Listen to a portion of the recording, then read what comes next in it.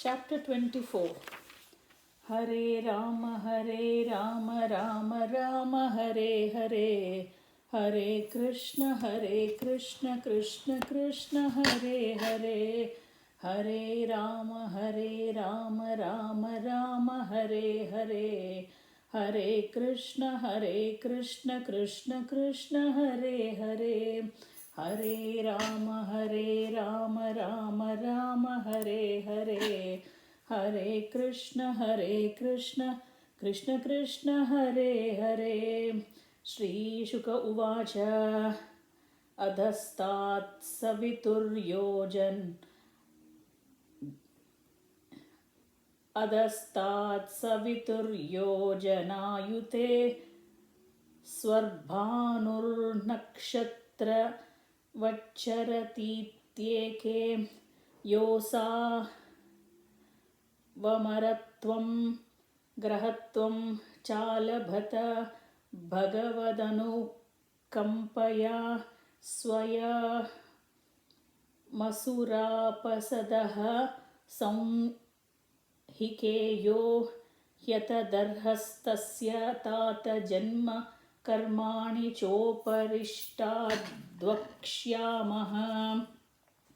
Sri Shuka Goswami said, "My dear king, some historians, the speakers of the Puranas, say that 10,000 yojanas or 80,000 miles below the sun is the planet known as Rahu, which moves like one of the stars.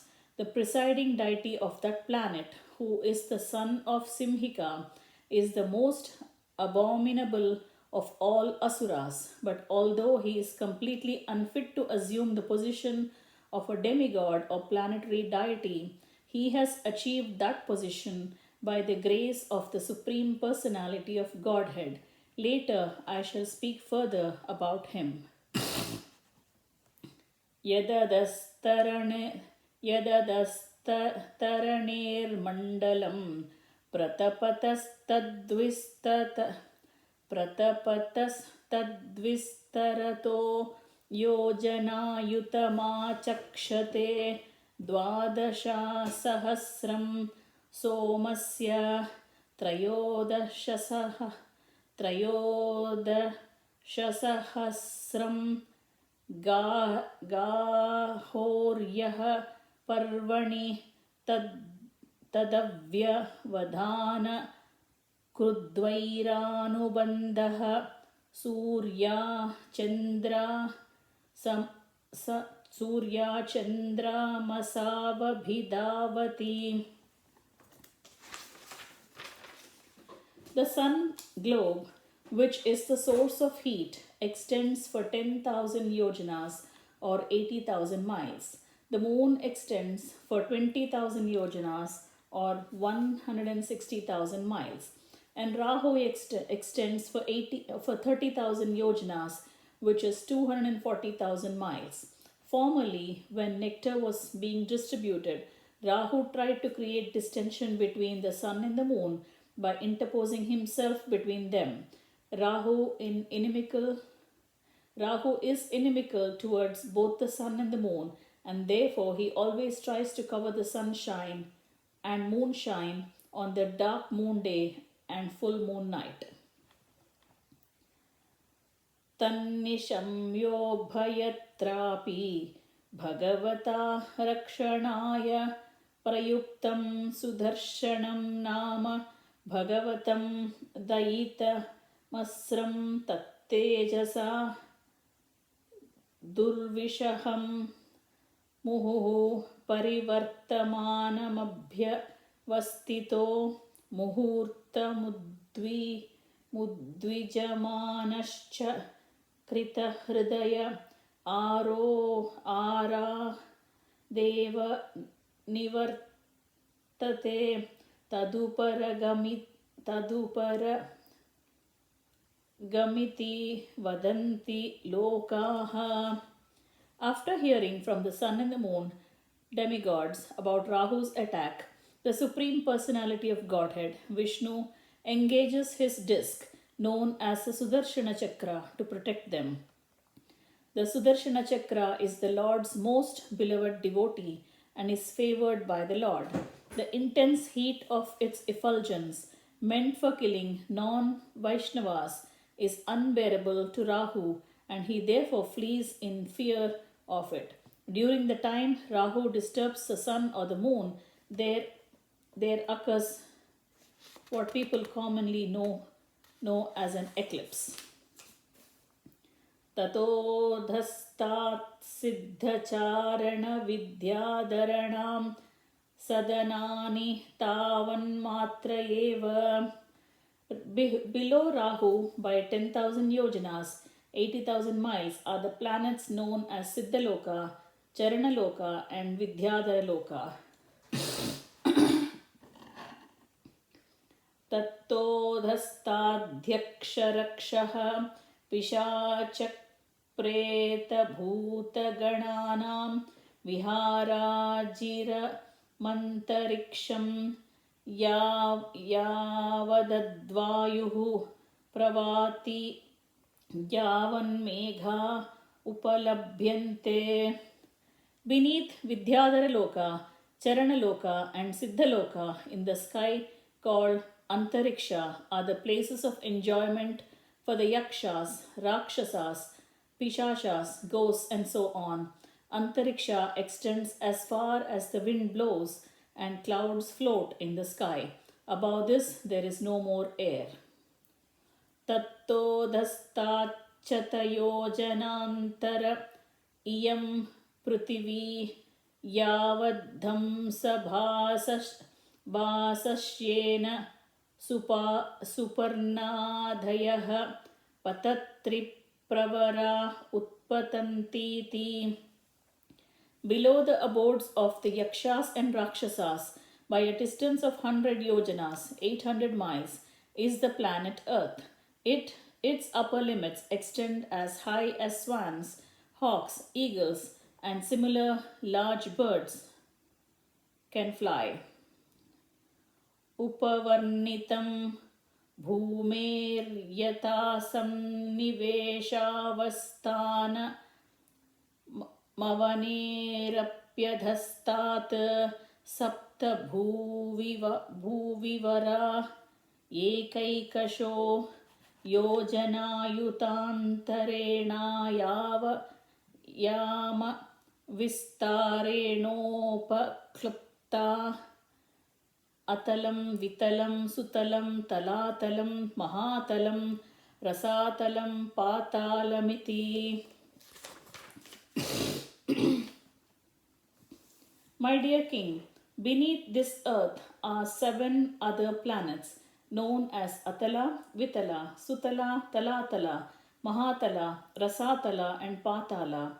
I have already explained the situation of the planetary systems of the earth.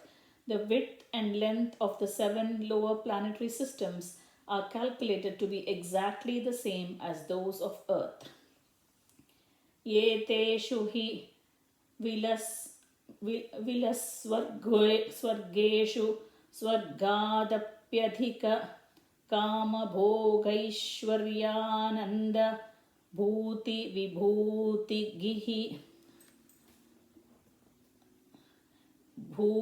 vibhutibhihi susamruddha bhavanodhyana krida vihareshu daitya danava kadraveya nitya pramuditanurakta kalatrapatya bandhu suhrudanuchara gruhapataya ishwaradapya pratihatakama maya vinoda nivasanti.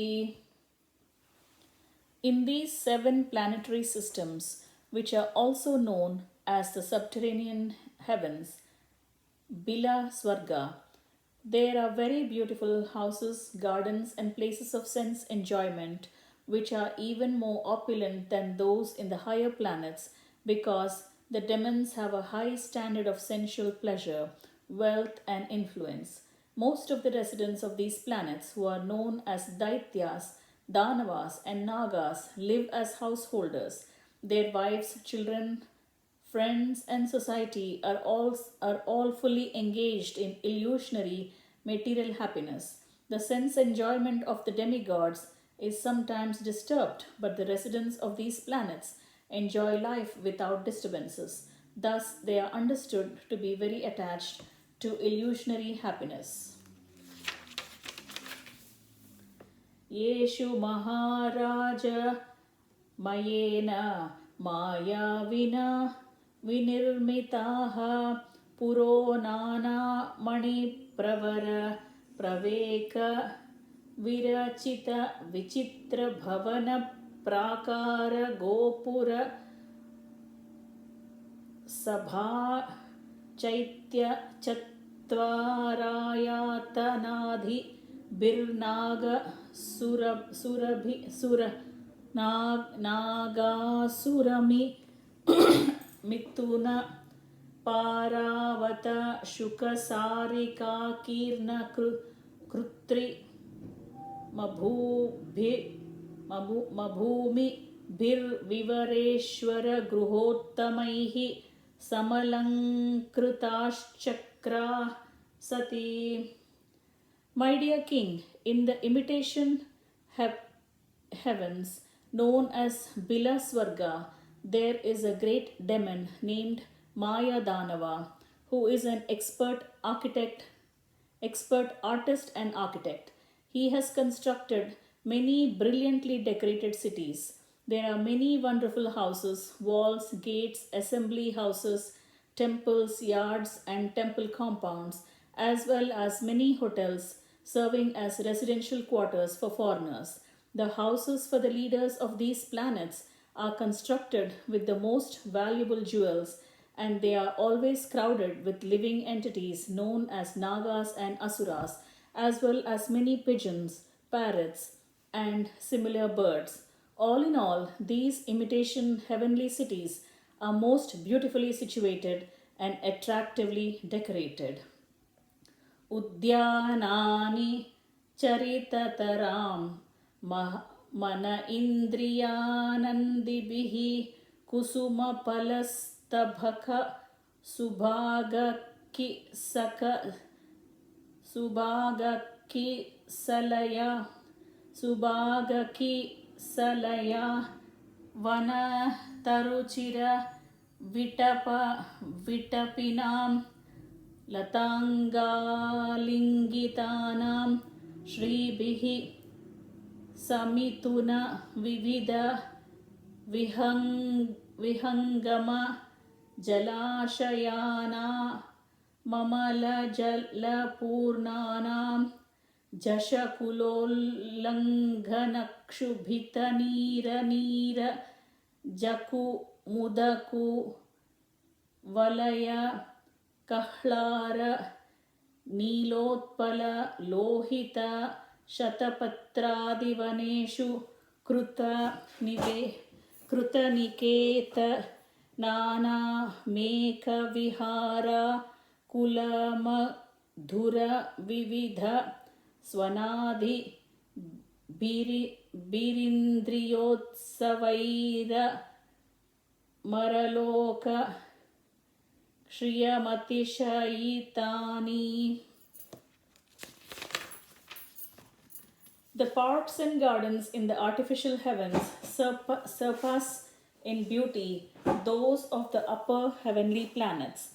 The trees in those gardens, embraced by the creepers, bend with a heavy burden of twigs, with fruits and flowers, and therefore they appear extraordinarily beautiful. That beauty could attract anyone and make his mind fully blossom in the pleasure of sense gratification. There are many lakes and reservoirs with clear, transparent water agitated by jumping fish and decorated with many flowers such as lilies, kuvalayas, kahlaras, and blue and red lotuses. Pairs of chakravakas and many other water birds nest in the lakes and always enjoy in the happy mood, making sweet, pleasing vibrations that are very satisfying and conducive to enjoyment of senses.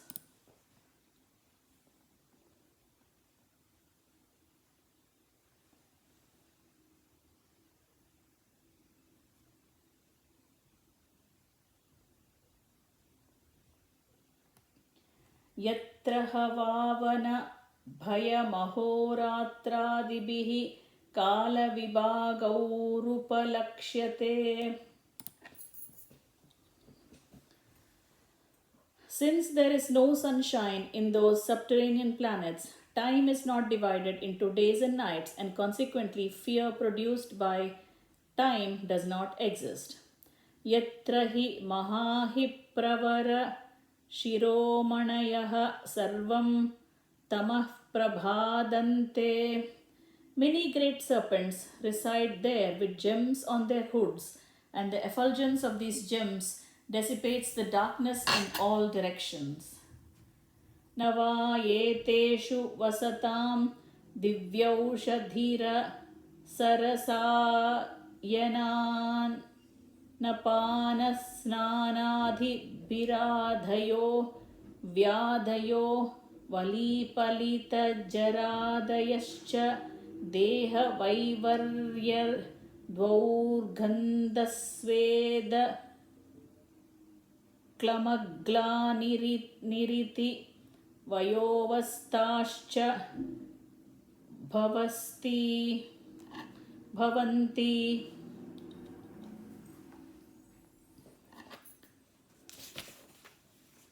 Since the residents of these planets drink and bathe in juices and elixirs made from wonderful herbs, they are freed from all anxieties and physical diseases. They have no experience of grey hair, wrinkles, or invalidity. Their bodily lustrous do not fade, their perspiration does not cause a bad smell, and they are not troubled by fatigue or by lack of energy or enthusiasm due to old age. Nahi tesham kalyananam prabhavanti kutaschanta mrutyurvina bhagavato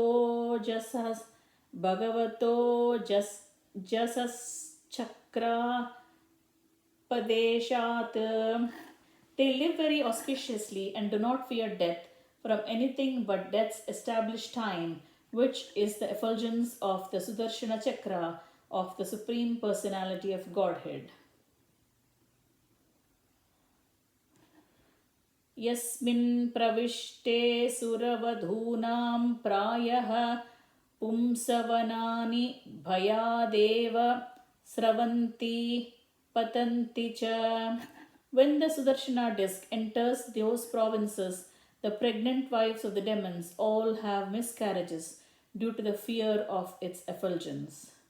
Athatale maya putro suro balo nivasati yena hava iha srushtaha pranshannavatirmayaha kashanadhyapi mayavino dharayanti yasya cha jrumba manasya mukhatasrayah strigana udapadhyanta swairinyaha kaminyaha pumschalya iti yavai bilayanam pravishtam purusham rasena hatakakyena sadhaitva swavilasa valokananuraghasmita samlapopaguhanadhibirhi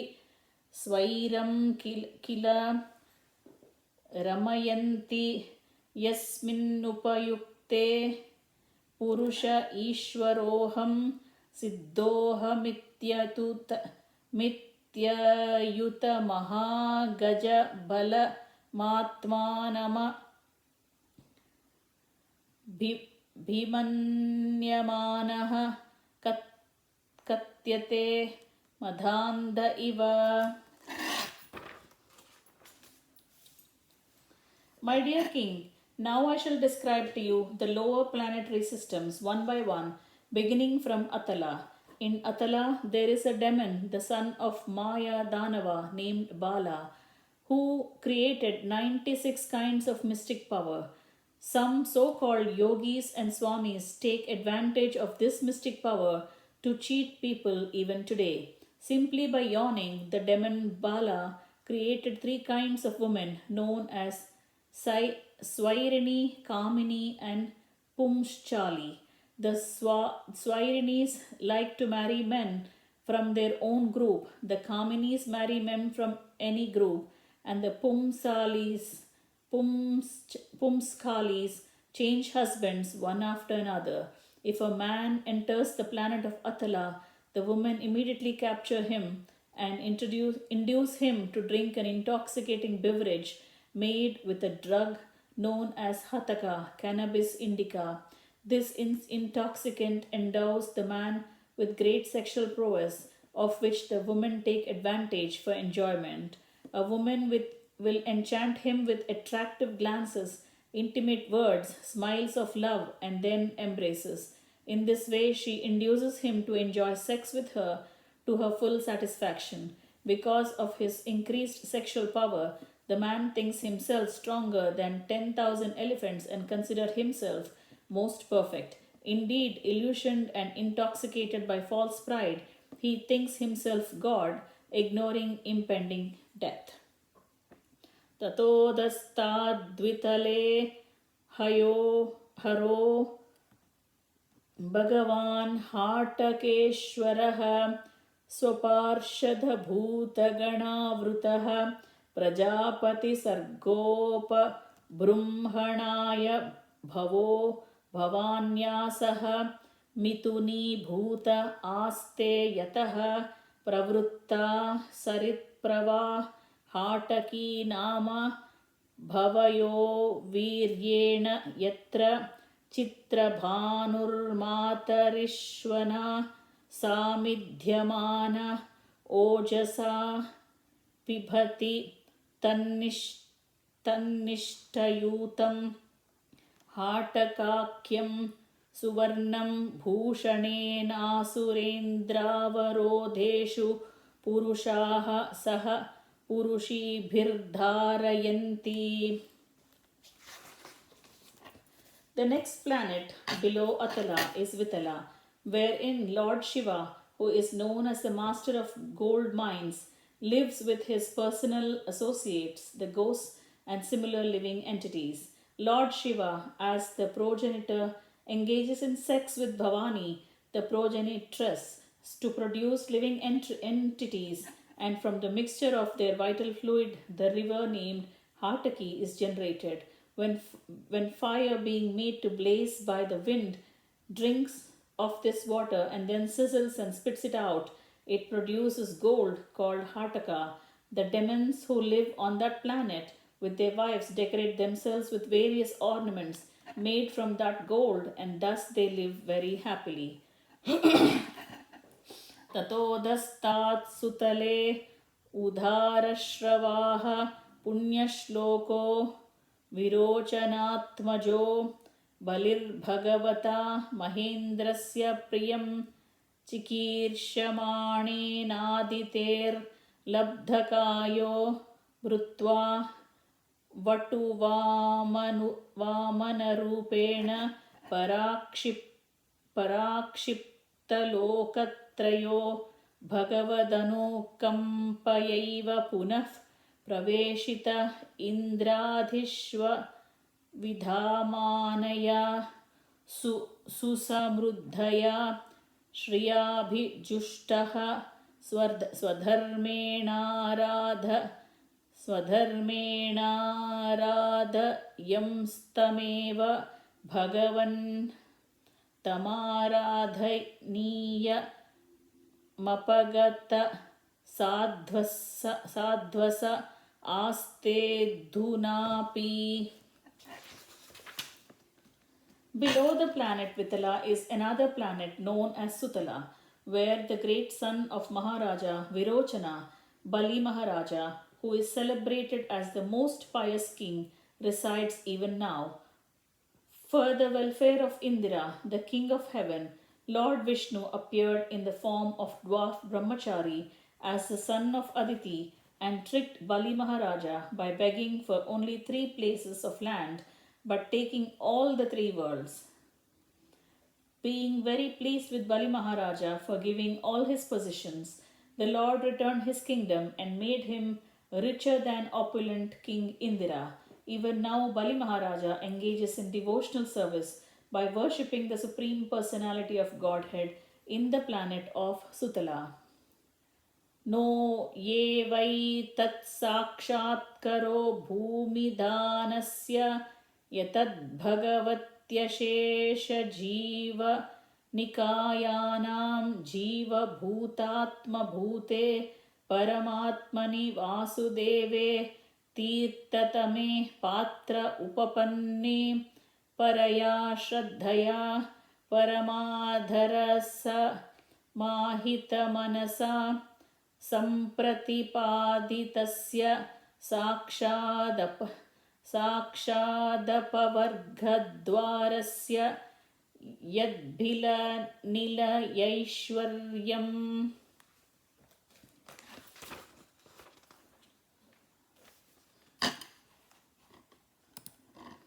My dear king, Bali Maharaja donated all his possessions to the Supreme Personality of Godhead, Vamadeva, but one should certainly not conclude that he achieved his great worldly opulence in Bilaswarga as a result of his charitable disposition. The Supreme Personality of Godhead, who is the source of life for all living entities, lives within everyone as a friendly supersoul, and under his direction of a living entity enjoys or suffers in material world. Greatly appreciating the transcendental qualities of the Lord, Bali Maharaja offered everything at his lotus feet. His purpose, however, was not to gain anything material, but to become a pure devotee. For a pure devotee, the door of liberation is automatically opened. One should not think that Bali Maharaja was given so much material opulence merely because of his charity. When one becomes a pure devotee in love, he may also be blessed with good material position by the will of the Supreme Lord. However, one should not mistakenly think that the material opulence of devotee is the result of his devotional service. The real result of devotional service is the awakening of pure love for the Supreme Personality of Godhead, which continues under all circumstances. Yasyaha vava kshutapata napraskalanaadhishu vivashaha sakrunnamabhigrunan purushaha karmabandhana manjasa vidhunoti yasya haiva pratibhadanam mumukshavoon yataivopalabhante. If one who is embarrassed by hunger or who falls down or stumbles chants the holy name of the Lord even once, willingly or unwillingly, he is immediately freed from reactions of his past deeds. Karmis entangled in material activities face many difficulties in the practice of mystic yoga and other endeavors to achieve that same freedom. Tadbhaktanam atmavatam sarvesham atmanyatmada atmatayaiva. The Supreme Personality of Godhead, who is situated in everyone's heart as Supersoul, sells himself to his devotees such as Narada Muni. In other words, the Lord gives pure love to such devotees and gives himself to those who love him purely. Great self-realized mystic yogis such as the four Kumaras also derived great transcendental bliss from realizing the Supersoul within themselves. Navai Bhagavan Nunamamushyanu Jagraha Yadhuta Punaratmanusmruti Moshanam Maya Maya Bhogaishwaryameva Tanuteti. The Supreme Personality of Godhead did not award his mercy to Bali Maharaja by giving him material happiness and opulence, for these make one forget loving service to the Lord. The result of material opulence is that one can no longer absorb his mind in the Supreme Personality of Godhead. Edattad bhagavatanadhigatan yopayena yanjachalenapahrita swashariravaşeşita lokatrayo varunapashaischa samprati mukto giridharya chapaviddha iti hovacha. When the Supreme Personality of Godhead could see no one meaning to take everything away from Bali Maharaja, he adopted the trick of begging for him and took away all the three worlds. Thus only his body was left, but the Lord was still not satisfied. He arrested Bali Maharaja, bound him with the ropes of Varuna, and threw him in a cave in a mountain. Nonetheless, although all his property was taken, he was thrown into a cave. Bali Maharaja was such a great devotee that he spoke as follows: Nunam bhatayam bhagavanarteshu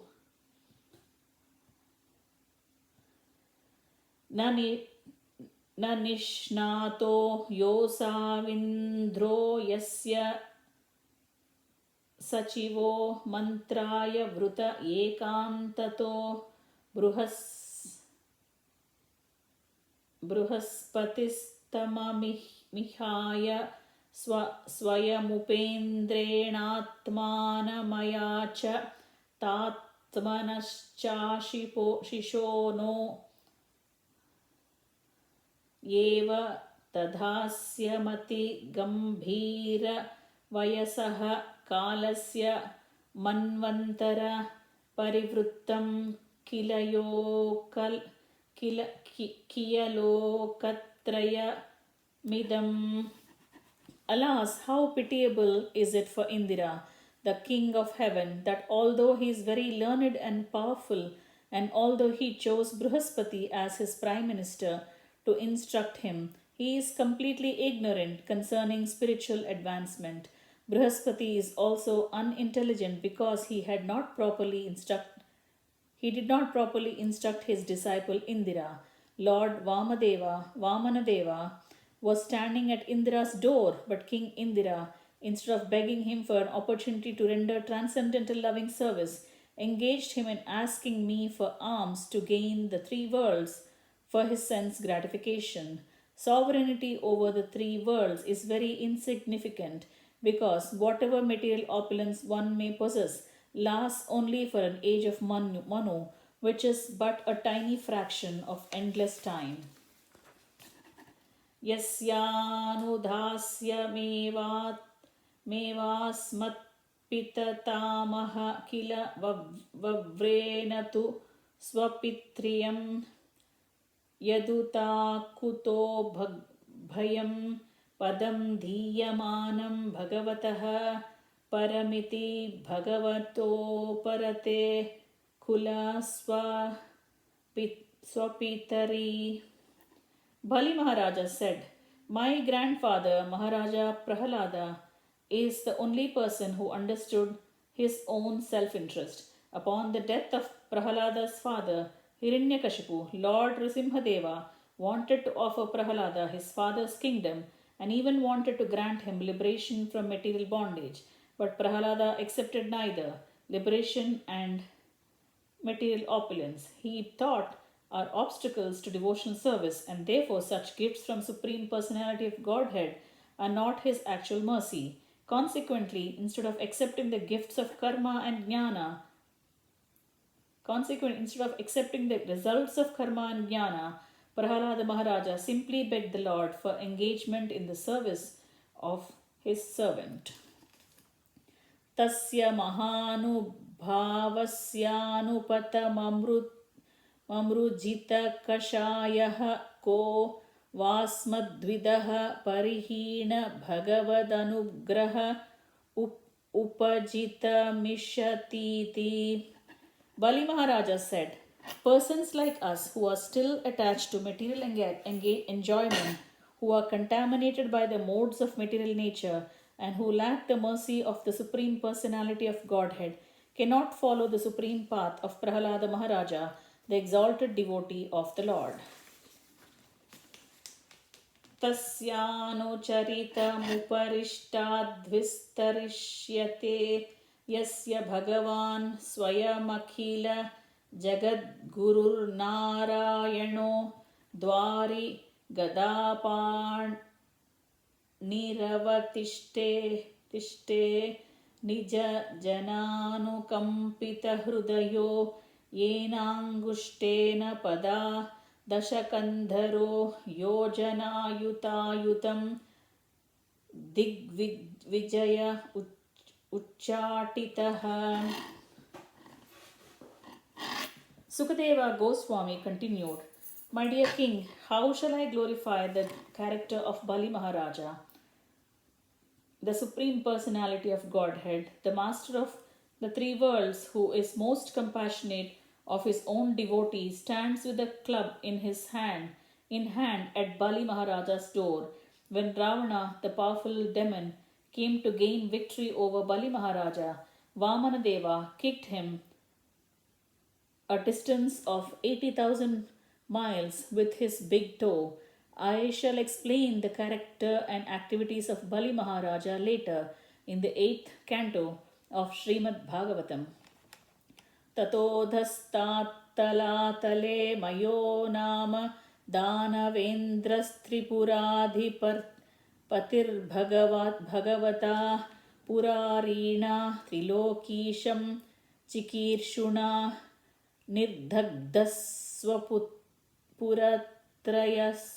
पुरत्रयस्तत्प्रसादाल्लब्धपदो माया विनामाचार्यो महादेवेन परिरक्षितो विगत सुदर्शन भयो महीयते.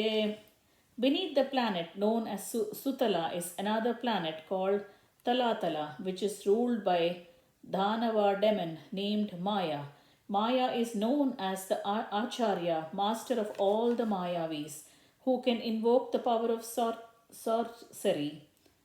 For the benefit of the three worlds, Lord Shiva, who is known as Tripurari, once set fire to the three kingdoms of Maya, but later being pleased with him, he returned his kingdom. Since that time, Maya Dhanava has been protected by Lord Shiva, and therefore he falsely thinks that he need not fear the Sudarshana Chakra of the Supreme Personality of Godhead.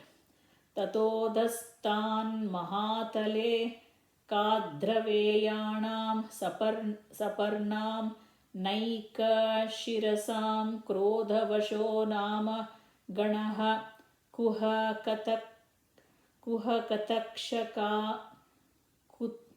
कुहकतक्षकालिय सुषेणाधिप्रधाना महाभोगवन्तः पतत्रिराजाधिपतेः पुरुषवाहादनवरतमुद्विजमानाः स्वकलत्रापत्य सुहृत्कुदुम्भसङ्गेन क्वचित् प्रमत्ता विहरन्ति. The planetary system below Talatala is known as Mahatala. It is the abode of many hooded snakes, descendants of Kadru, who are always very angry. The great snakes who are prominent are Kuhaka, Takshaka, Kaliya, and Shushena. The snakes in the Mahatala are always disturbed by fear of Garuda, the carrier of Lord Vishnu, but although they are full of anxiety, some of them nevertheless sport with their wives, children, friends, and relatives. Tatodastadhrasatale daiteya danavaha panayo nama nivata kavachaha kaleya hiranyapura vasina iti vibhuda pratyanika उत्पच्य महोजसो महासाहसिनो भगवतः सकललोकानुभावस्य हेरेरेव तेजसा प्रतिहत बलावलेपा विलोषया इव वसन्ति ये वै सरमयेन्द्रदूत्या वाग्भिर्मन्त्रवर्णाभिरिन्द्राद्बिभ्यति. Beneath Mahatala is the planetary system known as Rasatala, which is the abode of the demonic sons of Diti and Dhanu. They are called Panis, Nivata Kavachas, Kaleyas, and Hiranya Puravasis, those living in Hiranya Pura.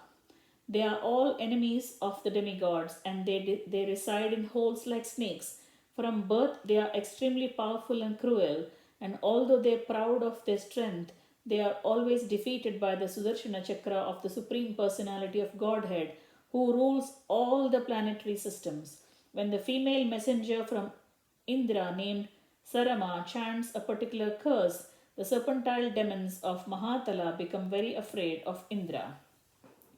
Tatodhastat patale nagalokapatayo Vasuki Pramukhaha Shakakuli Kamaha Shanka Shweta Dhananjaya Dhrutarashtra Shankachuda Kambalash Vatara Deva Dattadhayo Mahabogino Mahamarsha Nivasanti Yesha Suhavai Panchasaptadasha Shatasahasra Shirshanam Panasu Virachita Mahamanayo Gochishnavaha Patala Vivarati Mira Nikaram Swarochisha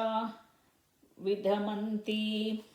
Beneath Rasatala is another planetary system known as Patala or Nagaloka, where there are many demonic serpents, the masters of Nagaloka, such as Shanka, Kulika, Mahashanka, Sweta, Dhananjaya, Dhritarashtra, Shankachuda, Kambala, Aswattara, and Devadatta. The chiefs among them is Vasuki. They are all extremely angry, and they have many hoods. Some snakes 5 hoods, some 7, some 10, others 100, and others 1,000. These hoods are bedecked with valuable gems, and the light emanating from the gems illuminates the entire planetary system of Bila Swarga. Thus ends the chapter entitled The Subterranean Heavenly Planets. Hare Rama, Rama Rama, Hare Hare. Hare Krishna, Krishna Krishna, Hare Hare. Hare Rama, Rama Rama, Hare Hare. Hare Krishna, Krishna Krishna, Hare Hare. Hare Rama, Rama Rama, Hare Hare. Hare Krishna, Krishna Krishna, Hare Hare.